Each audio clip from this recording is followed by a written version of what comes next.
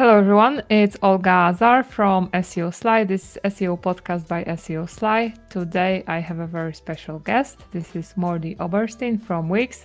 Hi Mordy, how are you doing? Good, how are you?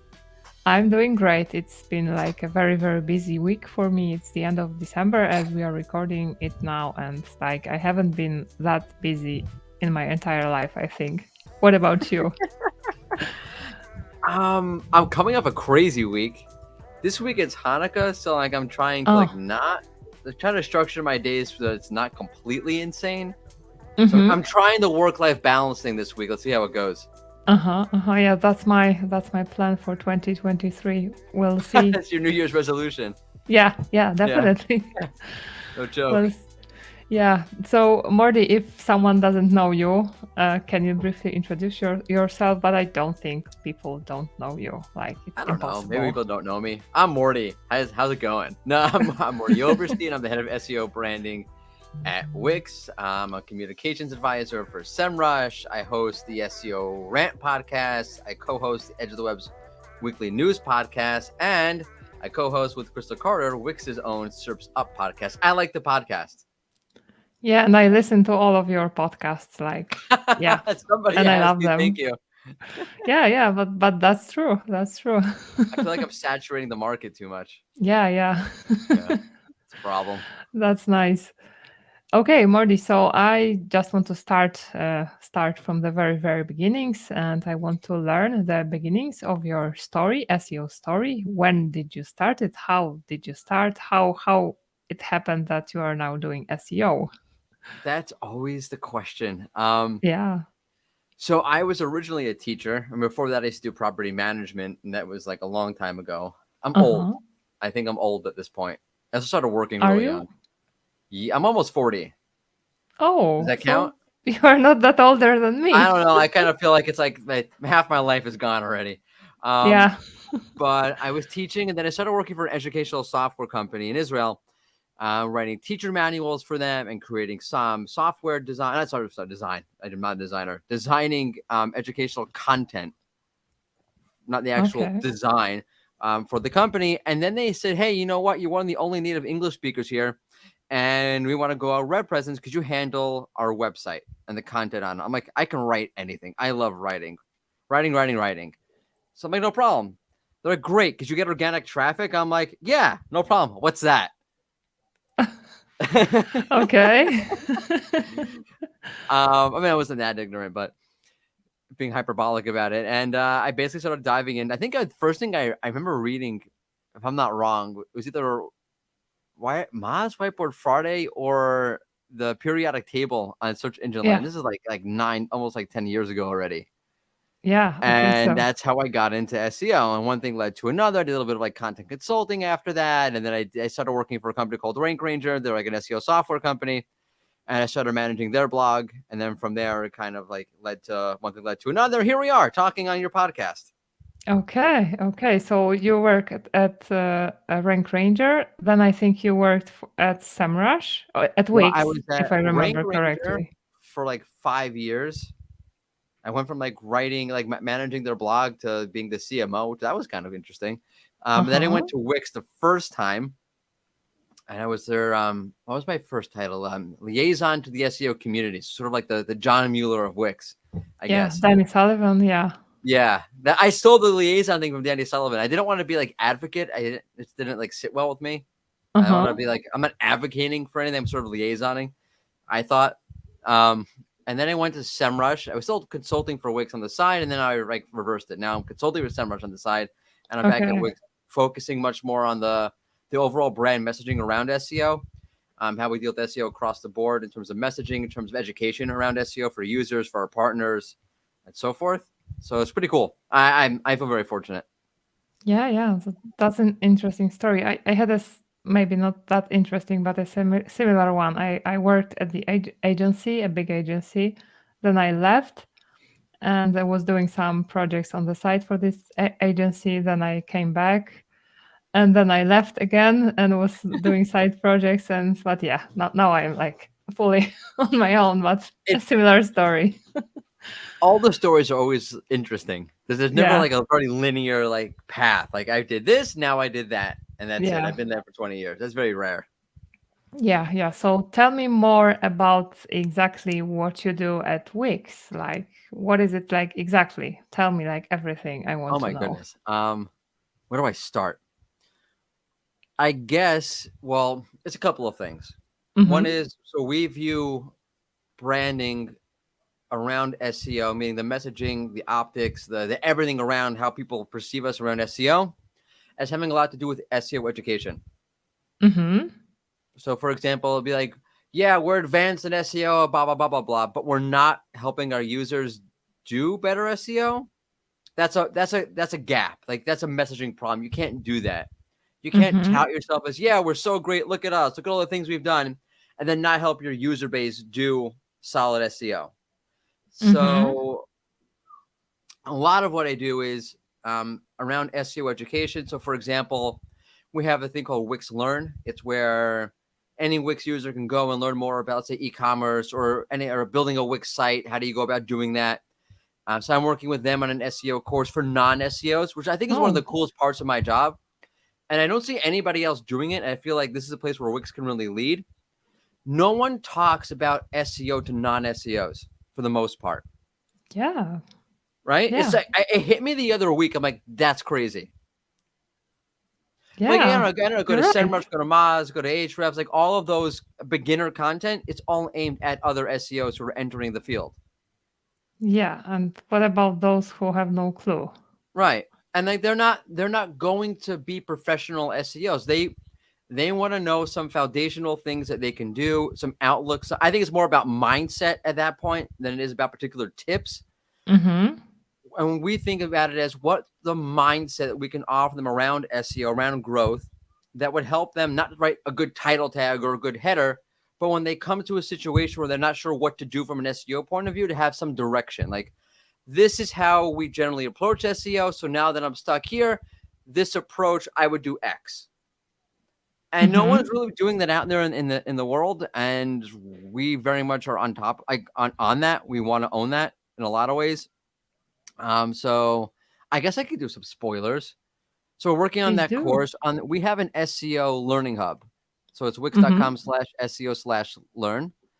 And a lot of the content there, some of it is for non-SEOs. A lot of it's for, I'll call them SEO pros, for lack of a better word. And that's anybody who's new to SEO looking to get into it, or people who are around for a while and either looking to refresh or some thought leadership kind of content. There's a podcast, there's webinars, all great stuff. But we're going to, for 2023, part of the plan is to create learning journeys, particular learning journeys Mm-hmm. for SEOs, but also if you're a non-SEO. So if I don't know, I Google, how do I grow my business online? I want people to Okay. be able to come through and understand where SEO fits into that and what they can do as someone who's not an SEO professional per se in order to get started. Because I do think that SEO should be democratized. Mm-hmm. Like, I know you'll go online and you'll go on Twitter or whatever it is, you see some really complicated things that some really great SEO people are doing. And SEO can be really complicated and is really complicated. But at the same time, there are a lot of fundamental things that people can do. They're not like rocket science. Understanding, creating good quality content, targeting your audience, structuring your pages in a way where it's clear to users and therefore clear to search engines what this page is all about. Those are things that everybody should be doing. And we want to kind of make sure that everybody is doing that. Mm-hmm.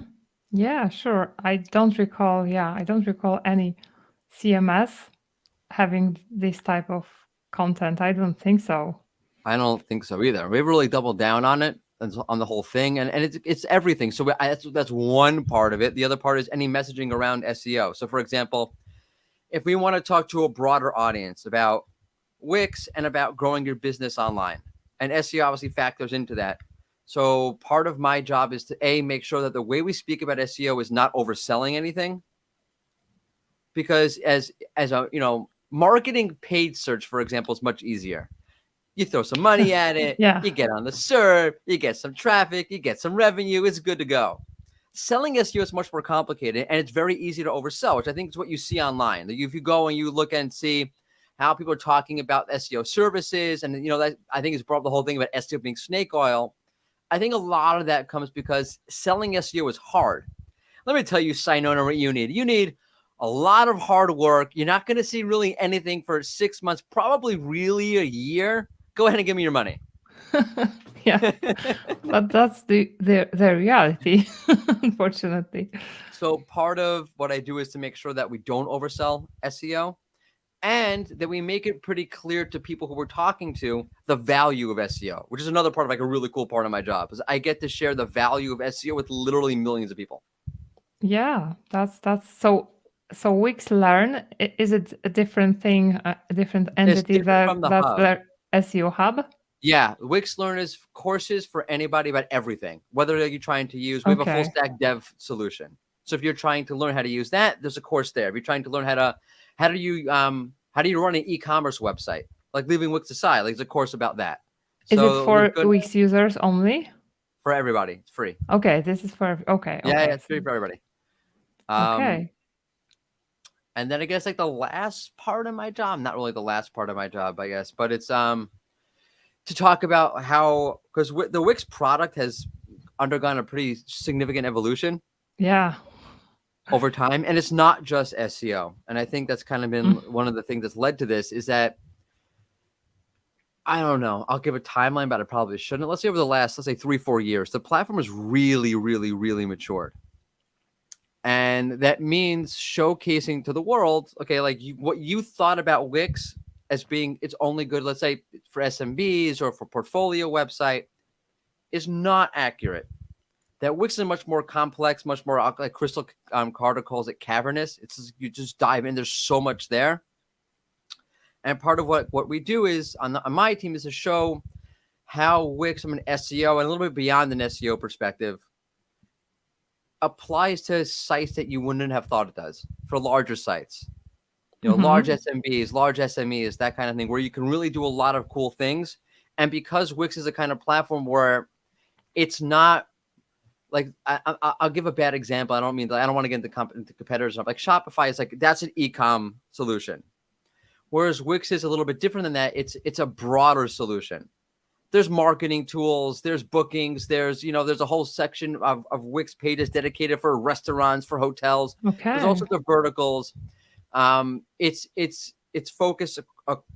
It's a cross-channel focus. So, for example, it's heavily focused on reliability and security. At the same time, it's SEO and performance and e-com. So you get a lot with it. A part of what we do is to sort of like unify the product and the messaging around the product. So yeah, SEO, but it's SEO plus security, it's SEO plus reliability. I feel like now I'm selling Wix. I'm going to stop. But You a can do lot of that. It's your show. what we do is about showcasing the value of Wix for SEO for larger sites and from a much more holistic point of view. So those are the things I focus on. Yeah, I remember like I was doing keyword research for my website. Like I don't know, I was looking for keywords around SEO. I don't remember a few years ago, and I remember clearly there were tons of keywords around Wix asking, "Can you do SEO for Wix? Is it possible to optimize Wix?" Yeah. And now this is like the platform to go when you want to really have SEO taken care of, right? It does a lot. I think like leave it like I don't want to like I'm not here to sell Wix. I'm here to talk about SEO. But I Sure. think if you're talking about SEO or the future, like where the web is going, Mm-hmm. like take a look what's happening now on social. Like everyone's kind of leaving Twitter and going to Mastodon. Then you realize like that's not great. Different servers. It's super annoying. How do I follow people? Like there's no algorithm, which is kind of good, but also kind of bad. There's all these like sort of problems because it's open source. Mm-hmm. Yeah. I look at that as like that's the web of the past. So it's ironic that we're like people are going to Mastodon. Now I'm there. I get it. It's a good platform. I do enjoy it. But Twitter, leaving aside the fact that it's completely messed up because of Elon Musk, a much more centralized platform where a lot of things are done for you, where you can just focus on creating the content and not have to worry about how do I follow people, how do I sign up for Yeah. this, if they're over there. And that's kind of where the web should be going. And so it's ironic that in social media we're going backwards.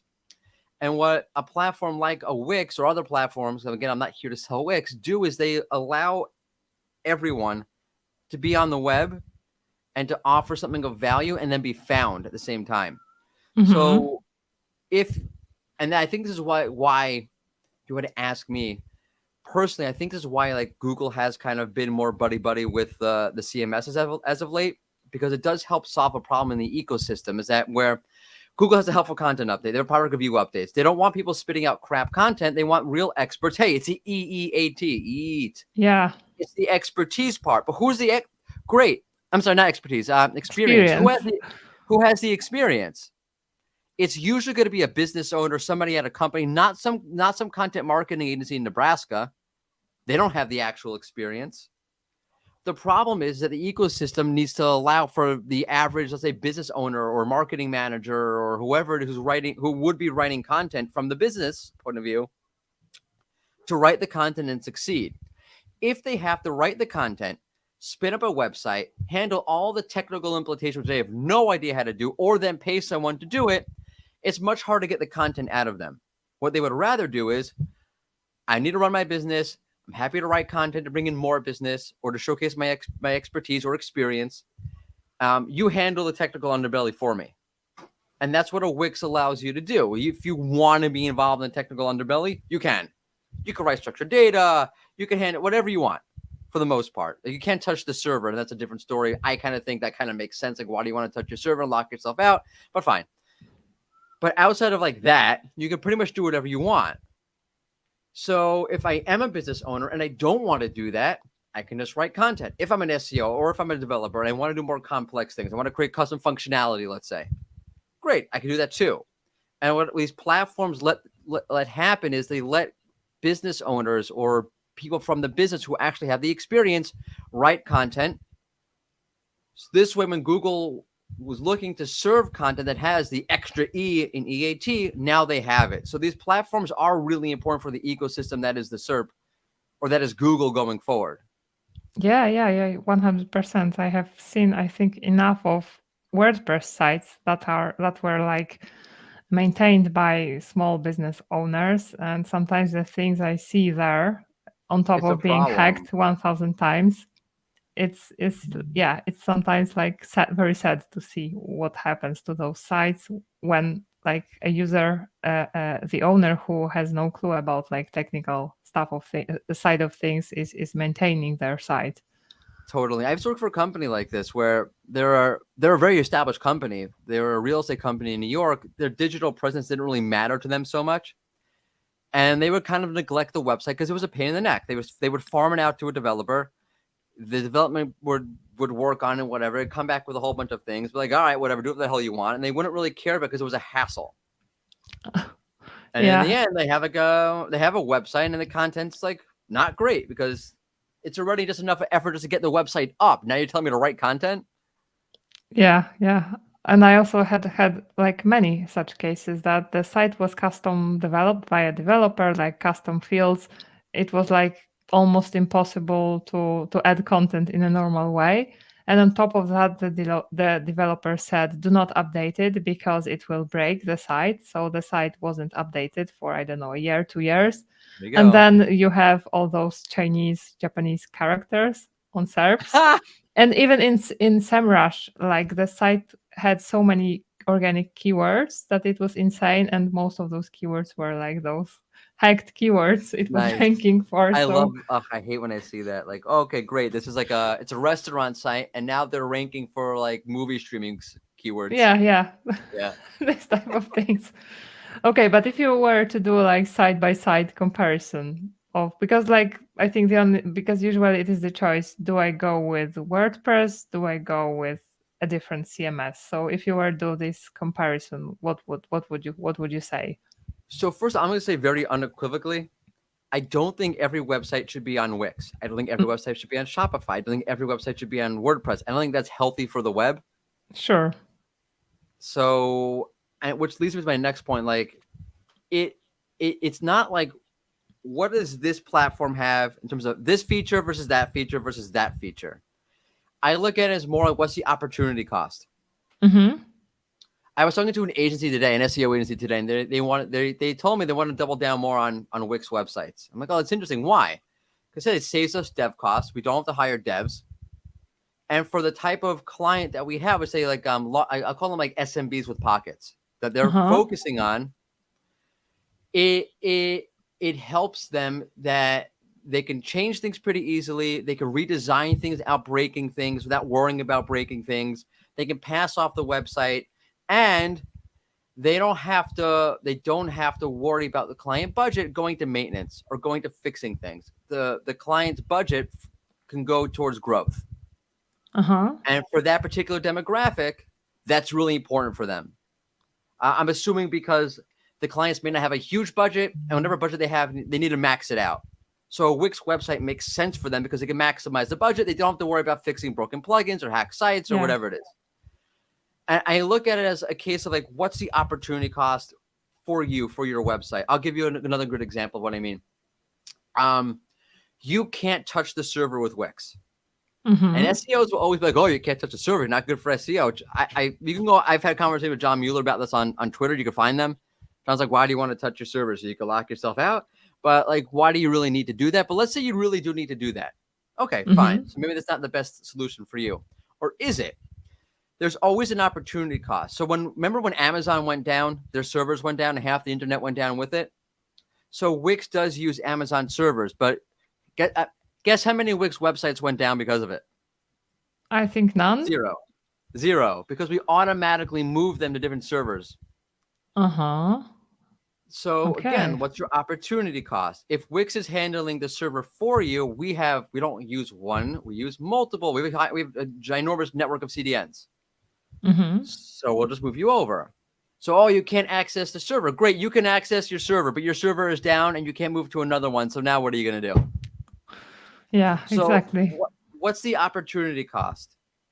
And Okay. I wouldn't look at it as WordPress does this, Wix does this, Shopify does that. Is what is the opportunity cost for your situation, for your website? But in general, you're going to look at things. What are the defaults? What's automated for you? What's not automated for you? What is customizable? What's not customizable? And we like to think that Wix, for the most part, again, like outside of things like your server, it's equally customizable, give or take. And then it becomes opportunity costs and things that it's not. Like, are those things really meaningful? If they're not, okay. If they are, what are you getting with Wix anyway that you wouldn't get with WordPress? And then measure those things out and balance those things out and then make a decision, make an educated decision. Sure. And what if I wanted to create a shop? Would it be possible to do it on Wix? I literally had an SEO, I don't know if I can say who it is, ask me, hey, how do you do that? I'm like, oh, here, it's one click. You literally click a thing on the Wix editor that says, it's like we call it an app, but it's basically like you build a Wix website, and then you can add on a blog, you can add on booking pages, you can add on a store, and you just go like add, and you click on store, and then it populates the store for you. Okay, because it takes like a minute. Okay, because I'm thinking, to be honest, about moving someone from a CMS, and I'm looking for a better option. And it looks like We'll talk. We'll talk after the recording. Okay, and tell me more about the company. How old is Wix? How big Wix it is? just turned 16, which I guess in tech years is Oh, ancient. Yeah. yeah, but I think like the last 3, 4, 5 years were like the growth was Huge like, growth. yeah. Partly to Okay. COVID, I guess. Partly just because there was just huge growth in the platform. The platform again like matured, that kind of thing. I think we have around 5,000 employees. Oh, We have offices not everywhere, but all over the world. We have in Ukraine. That's a little bit complicated now. Our headquarters are in Tel Aviv. There's an office in New York. I think there's one in Denver. There's one in Texas somewhere. I think in Ireland, maybe in Dublin. I think there's an office. I'm like terrible. I should know like all the offices, but they're kind of all over the place. There's 200 plus million users who use Wix. And if you want, I could pull up the investor page and we'll pull up a bunch of other I numbers. just wanted to ask Off the top about of my like head. how many websites How are many powered by websites? Wix. It's at least 200 million because Oh, if every user only had one website, we have 200 plus million. So It's at least 200 million, but people have more than one website, so I'm sure it's more than that. Let me see if I can pull up the investor page, and Yeah. I should probably know that, right? So you will just double check if you remember correctly. I know the unofficial numbers, but I don't know the official numbers. That's my problem. It's like, what are the numbers I'm allowed to say versus the numbers that I actually know? You're gonna get me in trouble. Let's see. Press release. Where are the numbers? I don't know. I'll let you know. I'll email Yeah, you. sure, Okay. sure. I'm just being curious. Okay, so so if I want to get started with Wix, all I need to do is just like sign up and like, can I register domain? Because I'm asking this because I know these are like the questions people who don't know Wix, who haven't tried Wix yet, are curious to have answers to. So I just sign up. I can register the domain using Wix as well, or can I Yeah. use So my own? you can migrate over a domain. That's not a problem. I've done it a gazillion times. No, not an issue. We'll walk you through it. In the setup, you can register when you sign up for a Wix website and you buy a premium plan. So then you can transfer. Then because in order to have an actual custom domain name, you have to have a premium plan. You can have a free Wix website. It'll just be, MordyOberstein.com, .wixsite.com or whatever. Not Mordy Oberstein. MordyOberstein.wixsite.com. There we go. I got it. Okay. Okay. But once you sign up for a premium, then you could just purchase a domain right then and there, or you can transfer over a pre-existing one. Okay. Okay. Pretty And straightforward. when it comes to like SEO, can you walk me through like what things in terms of SEO can we do there? Yes, I can. I'll give you the general framework Yeah, first. please do. We try to automate and protect the users because we have a huge user base. Some of them are super professional. Some of them don't know anything about SEO. So we try to cater to both, which is, I think, unique for a SaaS platform in general to pull this off, where you have things that are automated, but it's customizable at the same time. So you can choose how involved you want to be with the SEO, which I think is super cool. So we'll try to automate things. We'll try to protect users from things, and then we'll try to give you the customability around it if you're an SEO yourself. So structured data is a great example of this. So for static pages, you can add whatever markup you want. Just copy and paste in, go to whatever tool. Your Rank Ranger's got a great tool. Merkle's got a great tool. If you like to write code yourself, you use GPT-3 now to write structured data markup code. Yeah, that's really nuts. You could also trick it to give you code to hack a site. But that's another story. Really? Someone tricked it because it should have a block in there. So no, I can't do that. That's malicious. But they convinced it that it's a hypothetical situation. They don't actually want to do it, and then they give it the code. Okay. Yeah. Oh. And I hope they fix that at this point. So structured data, you can add, let's say it's a static page. You can add whatever markup you want, up to 5 markups per page. Okay. Great. I'll call them vertical pages. So for example, blog, product pages, event pages, we have booking pages, we have online program pages, all these kind of pages, all these add-ons to Wix that you can create these dynamic pages for. So often we automatically create markup there. So for example, product pages, and this is, I guess, the cool part of being a closed CMS is we built the page. So we know exactly what's on it and what you're doing with the page, so we can create markup for you. So we automatically create structured data markup for all of your products. It automatically makes you eligible to be in Google Shopping, which is also super cool. You can then add on markup to the page if you want, or you can edit the markup we created for you to modify it to whatever you want it to be. You can do that per page, or you could do it at the folder level. So if you wanted to add on whatever markup you wanted to add for, I don't know, all of your product pages, you can do that in like 5 clicks for all of your product pages. Okay. What's cool, by the way, is that when Google makes updates to be qualified for rich results, and so far this has been the only scenario, we already did that, so you had to do nothing, or we will do that, so you have to do nothing. If it's markup we created. We also create local business structure data for your homepage if you put an address on it. Also, site link search box. If you add site search to the website, we automatically do that. Okay, let's go to meta tags. So you can add whatever meta tags you want. You can add robot meta tags. So we have them there for you. You just kind of like at the folder level, If you wanted, let's say you wanted to set all of your max image previews to large. So for that Google Discover large image. So you can go to, let's say, I don't know, the blog, and in one click set all of the blog posts to default to that. You can then add variables. So say your title text. Let's say you wanted, for example, you want the blog post title and the blog post snippet. The blog post title to be your title tag and the snippet to be your meta description. So you can do that for all of your pages. You could add, if you wanted to, you could add custom meta tags, I guess, for viewport if you wanted to do that. Another meta tag you want to do, but whatever. Auto redirects. So you can bulk redirect. You can upload up to 500 redirects at a time. If it's the same folder, so it follows the same path, you can just do group redirects. You can do single redirects. And this is one I love.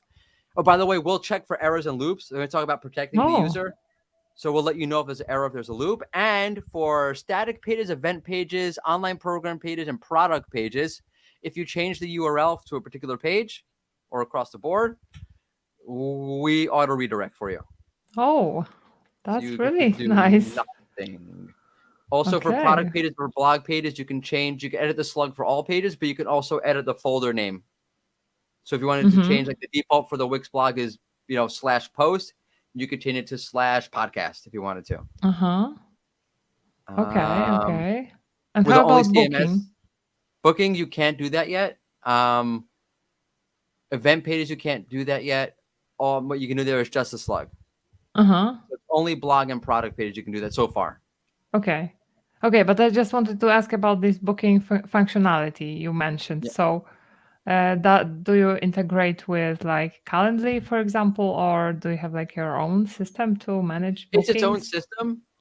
I haven't tried to add Calendly to it. I'm sure you could add. So you can add code to, like, you could add HTML to the header of a page, to the header of a website. So if you wanted to add to your homepage, so you could add your Calendly in there. And people can use like mail, or there's if you wanted to, say, for example, I do this on a bunch of my pages. If you wanted to embed a podcast player, so you can just embed the HTML there. If you want to use it to embed the Calendly, you can do that. Okay. But it's a whole booking. It's a whole robust bookings program where you can keep track of sales, you can keep track of courses. Like I say, you're doing an online course kind of thing.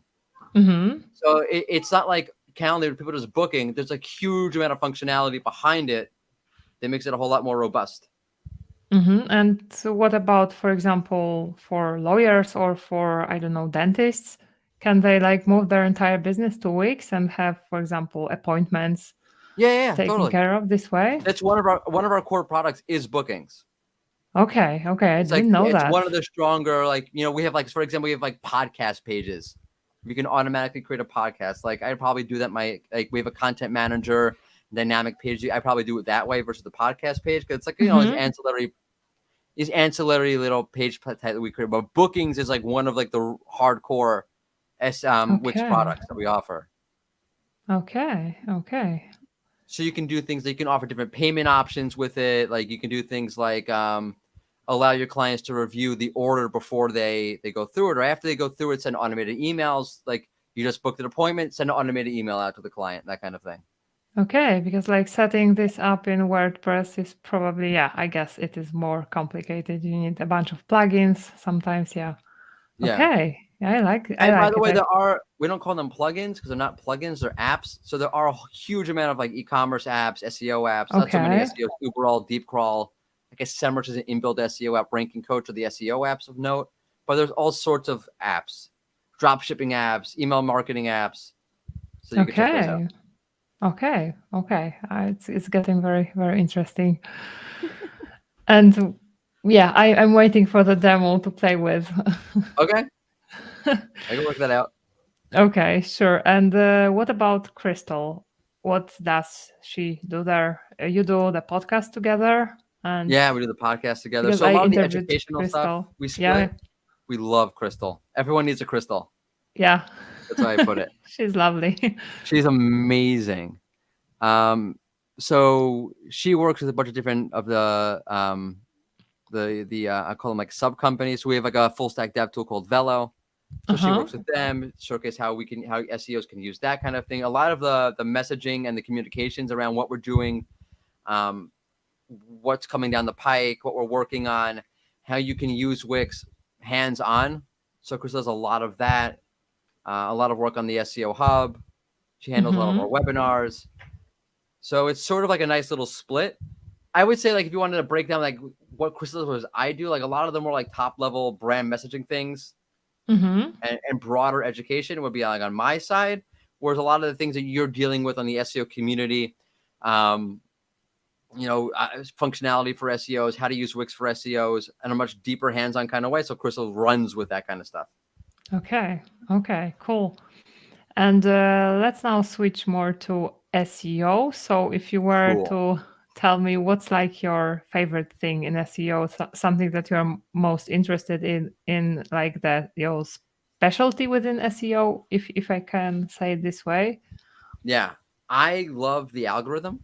Uh huh. I think it's fascinating. I think if you could pick apart the algorithm and see just no one can actually pick it apart, but if you could strip away like, tiny little parts of layers here and there, it gets really interesting to see what Google's doing. And then of course that impacts what you should be doing on your own website. I love doing that. I think it's super fascinating. Okay, can you share more about Let's how share. you do it, like the things you do? Yeah, Because I mean, I like read a bunch of your articles and they're okay. great. Tell me. Um, yeah, I mean, one is just sort of tracking like how things roll out. For example, I think one of the interesting things now is how things roll out, and it's very, very different from how Uh things used to. huh. Like Google used to roll out an update. There'd be crazy fluctuations going on all over the place for like 2-3 days, and then maybe towards the tail end of the update, you see a couple of reversals, and that would be it. Now it's almost very niche. Uh huh. Certain pockets of the web see a little bit of volatility. It seems much more slow to roll out or much less broadly impactful. And I don't know if that's on purpose. I don't know if Google's hit a wall with something. Uh I wonder, huh. like with the last quality rater guidelines thing, like some of the things in there made me wonder, because usually it goes to the quality rater guidelines, and then Google tries to take that and tries to somehow mimic that in the algorithm. Mm-hmm. So now But some of the experience. right. Well, we and the Google's kind of said we try to mimic these things Yeah, yeah. the best that they can. But with this last one, they added things like, yeah, you need to have firsthand experience of a product. They recommended that when talking about the algorithm, the product review updates months ago. So it's Yeah. almost like reverse. They talked about it in the context of the algorithm first, and now they're adding it to the quality raters guidelines. Or they talked Mm-hmm. about like something, you've probably seen this, right? Where like website sells socks, let's say, and they Mm-hmm. have a whole section of the website that talks about car insurance. So like Google's not gonna we're not ranking you for the car insurance. You're not. That's not what your website's all about. We're just gonna rank you for like the socks. So Google's been doing that kind of thing for a couple of years pretty well, but only now are they adding to the quality rater guidelines. If a website offers, what the example they use, like they sell whatever, and then they have like information about like, filing for your taxes. That's a low quality website. Mm-hmm. So it almost looks like reverse to me. Like they're adding things that they've already been trying to do in the algorithm to the quality raters guidelines. And I wonder, I'm like really speculating here, that if you look at like the updates have been kind of weird in the way they're rolling out. And now Google's doing this. I wonder if they're kind of looking for human input, because I wonder if they've hit like a snag, not a snag, or they've hit like a wall and they're trying to figure things Uh-huh. out. And we figured it out, but we're not sure how great or how much we like it. Let's get human input. Let's see what they think, and let's match it up to what we're already doing in the algorithm, and let's see if it's working or not. Yeah, but I So, think like recently, a week or 2 weeks ago, someone from Google, I think it was John or Gary, shared that actually, and I think Barry was reporting that actually it is okay to talk about a variety of things, that you don't need to be that niche anymore. right. Which Yeah, I think I love those statements when they say things like that, because yeah, I mean, I don't blame them, because yeah, the nuance that goes into that, it's impossible to give that over. But yeah, like for Wikipedia, they talk about a yeah, variety of things, right? yeah, But it's all under one umbrella. They're an encyclopedia, so it makes sense to talk about various things. If I don't know, you are a podcast website, you have a podcast and you talk about microphones on your website, or you talk about yeah, equipment, that makes sense. That's a variety of topics. If you were to talk about like, I don't know, like trips to Europe, and vacationing in the Alps. That would Mm-hmm. probably be kind of like suspect. Like, what's up with that? Why are you talking about vacationing in the Alps?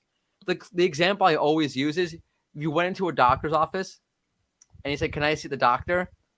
And then the receptionist said, "About what? About your health, or would you like to buy a sandwich?" You'd be like, That's a "I'm good out of here. example. I'm out of here. I'm not going to this doctor. Like, why is this are they not good? Do they need to talk about do they need to sell me sandwiches to make up some money because they're bad doctors?" And I'd be out.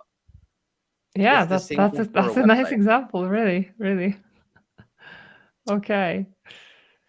So, and what's your like process for assessing a traffic drop? Because I guess you like to do that a lot, and you do, right? Yeah. So I mean, one is typical advice, like wait it out, Yeah, especially if it's sure. not if it's not a core But update, like let's say definitely you're wait it out. 100% But let's say sure we're it is. sure. Okay, good. I feel like I have to say that because like people will be like, "All right, I saw Yeah, a ranking drop." Like, let me tell you something. You're going I'm to see a changing lot of ranking everything. drops. Um, I like to see what Google swapped. Uh-huh. And I mean, that could be as simple as, okay, like the intent totally shifted. Like, so I've seen cases where like Ultimate Guide stopped ranking and specific pieces that answer that specific question started to rank. That's a Mm-hmm. very clear, easy example. It's like, okay, like I guess this content doesn't work anymore because that's not the intent. Like, better that the user has a quick answer. Yeah. I think where it gets trickier is seeing things like where you start to like where it's not as obvious. And you really have to pick apart what Google started to rank and what that might mean and why. And it could be anything. I don't know. It really all depends. And like I like quoting Glenn Gabe on this, like throw the kitchen sink at it, because you could probably find 20 different things. And I Yeah. don't know which one is going to move the needle, but I could probably find 20 different things. Like I've seen cases where YNYL sites, very small nuances in the language structure made a big difference because Mm-hmm. it redefined what they were talking about. Like it was a case, I think it was the last May core update, not the September one, the one before that in May, where a website was talking about bipolar disorder. And instead of saying that whatever symptom or whatever it was may be an indicator of bipolar disorder, they said it was. But Okay. everybody else said it might be, or some experts say, or most experts conclude, not like it is. And that Okay. kind of like stuff matters because now if I'm somebody looking to see if like, well, maybe I have bipolar disorder because I have this symptom, if I go to that website, I would walk away with a very different conclusion than if I went to the other websites.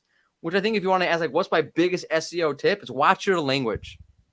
Oh, okay. Because as So, Google gets more specific in what they're able to understand and how they're able to parse out things, it means that you need to be more specific. You need a little bit more nuanced, and the way that you write might need to be different. And I'll go back to, let's say, the experience thing is the experience thing.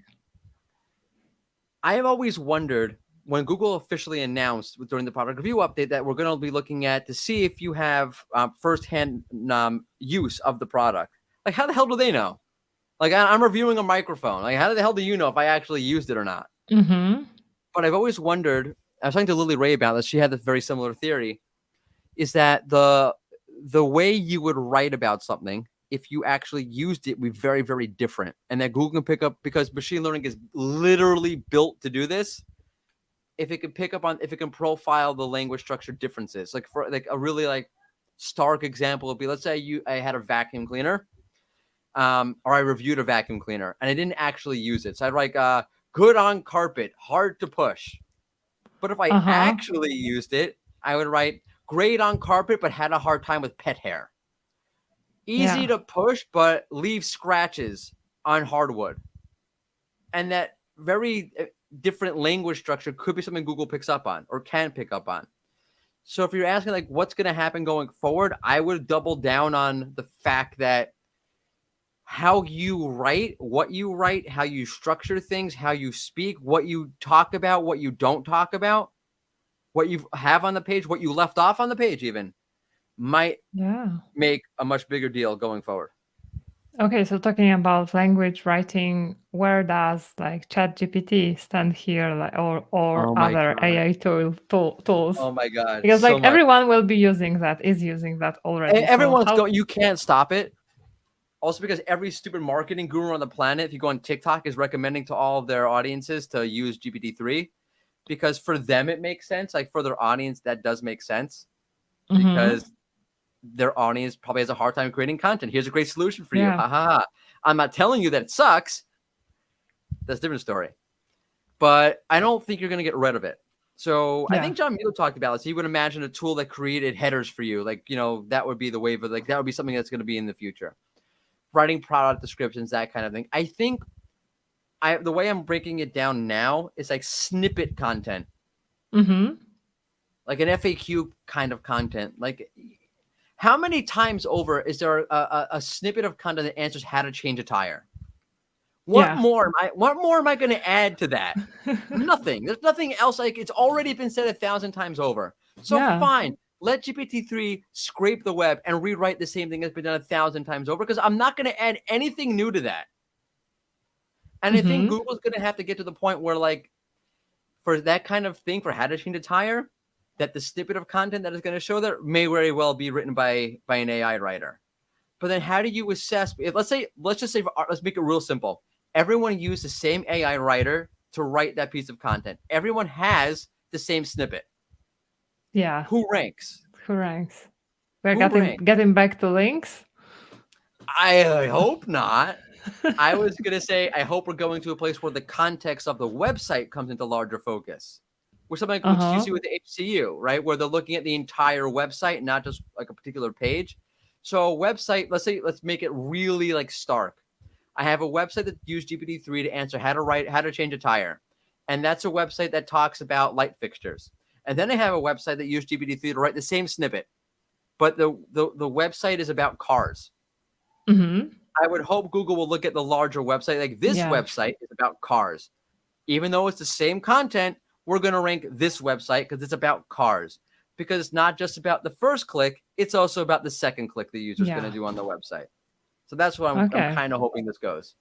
Okay. Okay. So now I have the question, what does your day look like? What does Mordy Oh my do God. in a It's normal madness. day?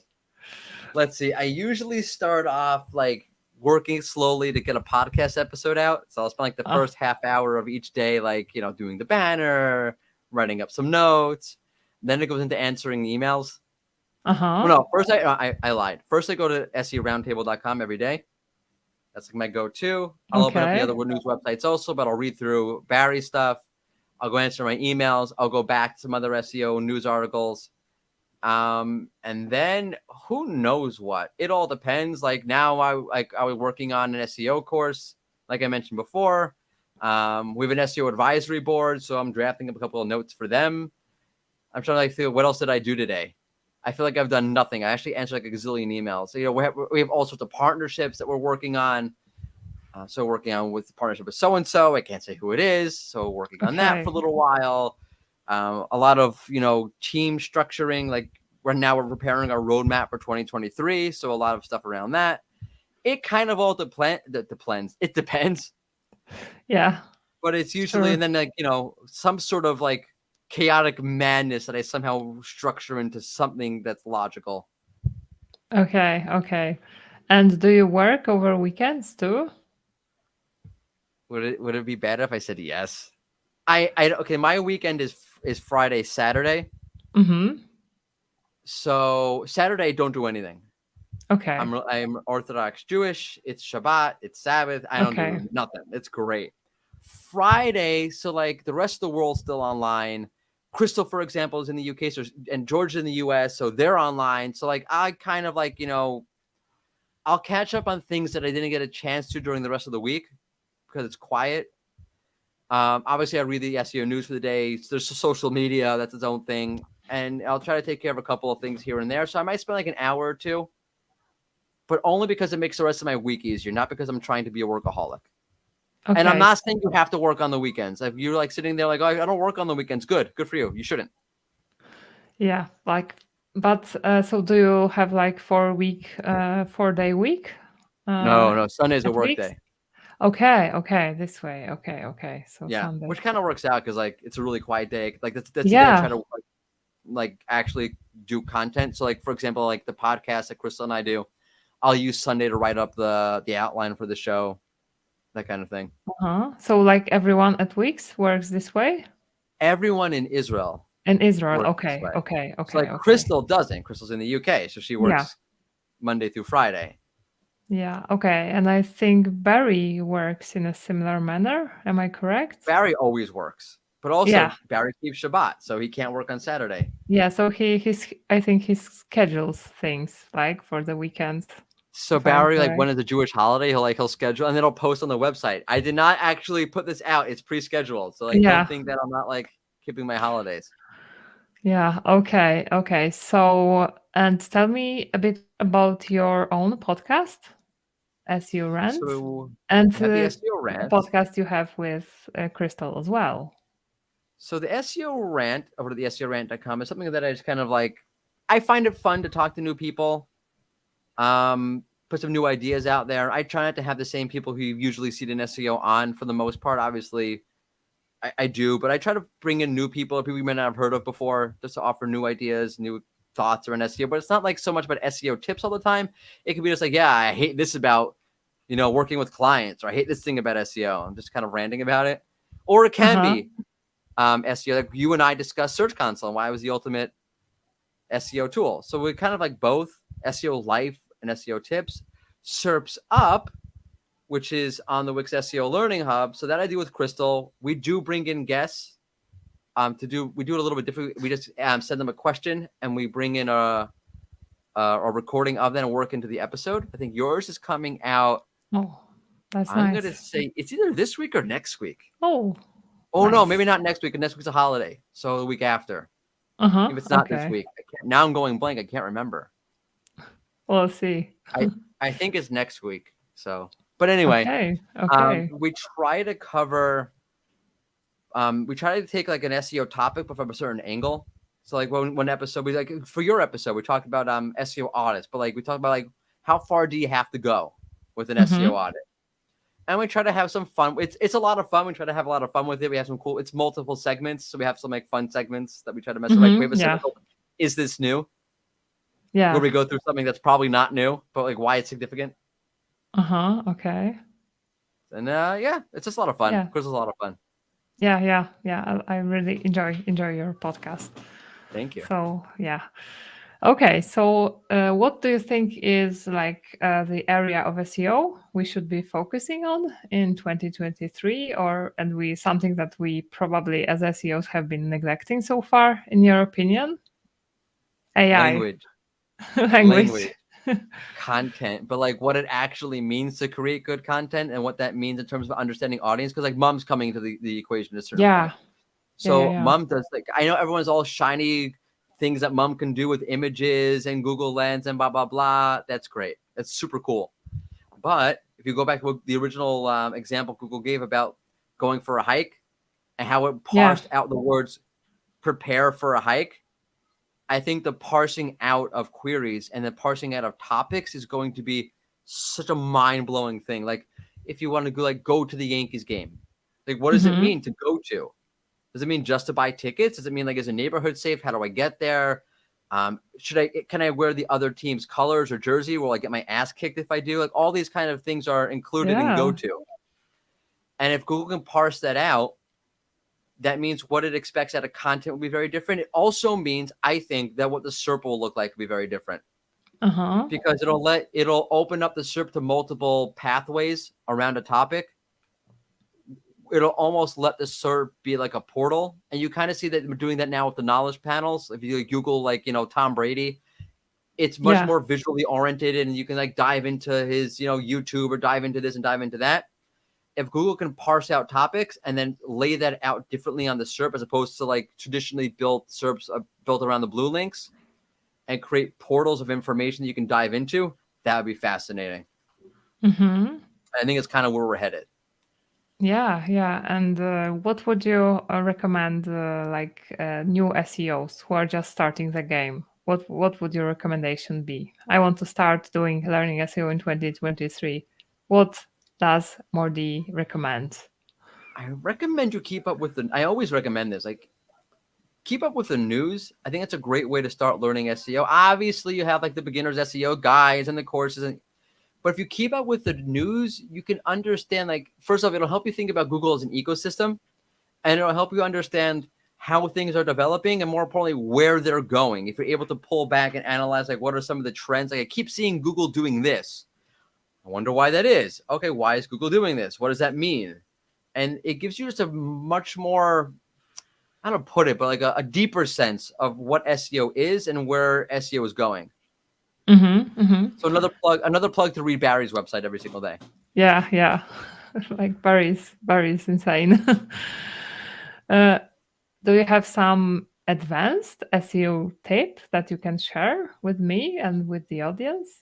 I'm pretty sure you do have advanced SEO tips. Well, I mean, I go back to what I said before about like structuring language and like profiling language, and then profiling websites when you see traffic losses or ranking losses. And how do you do that? How do you check? Like, what tools do you use? My brain. There's no tool. Okay. That's the problem. I thought you would say this demo tool from Google that lets you like paste some. I don't remember what this tool is called, when you can paste some piece of content and it will tell you the entities, the sentiment. Yeah. No. So then the knowledge, the API for the knowledge graph. Yes, it's very cool. But like nothing, like my most advanced SEO tip is that nothing beats your own brain, and you can have multiple. You can have multiple tools that help you along, like that API. Obviously, like track, like there's tools that help you see like what shifted in the rankings. Right, if you're tracking your own rankings, so let's say you're using SEMrush tracking your own rankings, you could see it. I know Systrix has a tool, Rank Ranger, the tool that helps you do this. But like then like to profile out, and I always like don't get lost in the particular. Like for example, like, oh, this website's doing this. Oh, I'll do that. Like no, don't do that.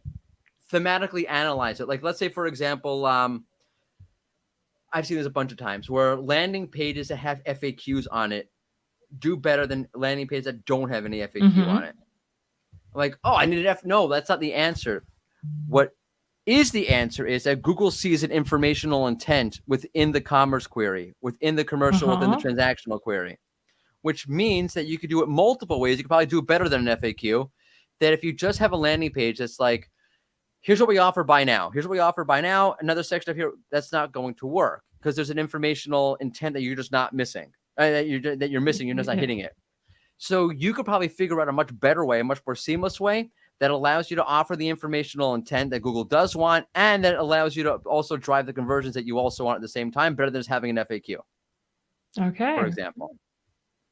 Okay. So like always pull out and look at themes. Don't look at like particular, they did that, I need to do this kind of thing. Yeah. Okay. So where can people find you? On Mastodon? I am on Mastodon. It's at Mordy Oberstein. I'm on the SEO social community server. Yeah. I'm also on Twitter at Mordy Oberstein and on LinkedIn. Okay. And on your website, do you have a website? And on my website, the SEO Rant, and over at the Wix SEO Learning Hub. So check that out. Okay. So Mordy, thank you very much for spending this hour with me. I learned a ton. I think the audience learned a ton too. Totally my pleasure. Thank you for having me. Yeah, thank you. Thanks everyone, and see you in the next episode. Bye. Bye.